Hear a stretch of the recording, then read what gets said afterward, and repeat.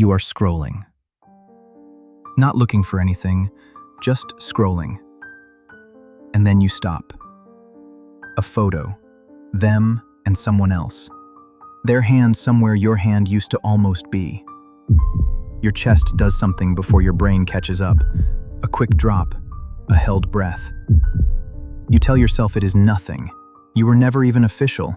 There was no title, no anniversary, no real ending you could point to.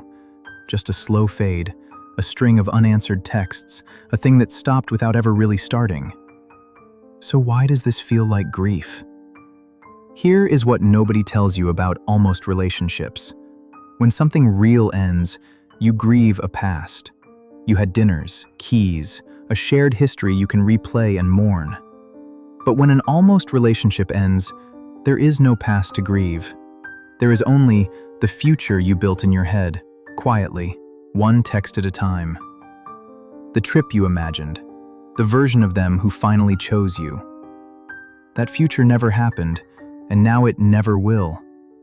And there was no funeral for something that only ever lived in your imagination.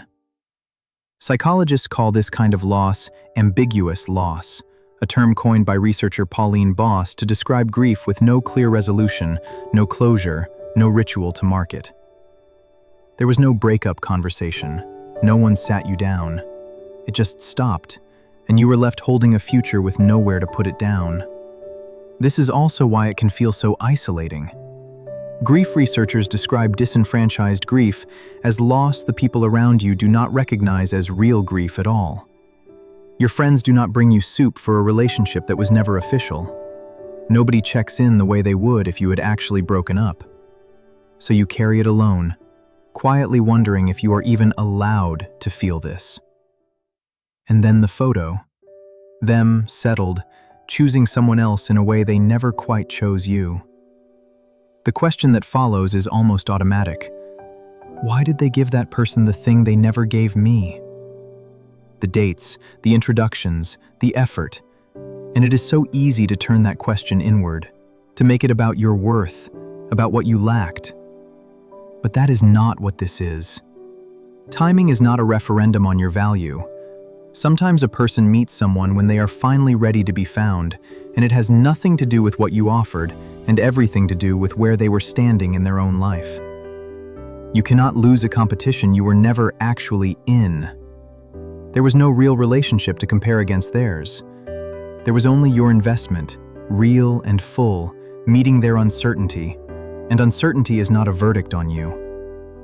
Here is the part that matters most. The size of your grief is not measured by whether you had a label. It is measured by what you actually gave.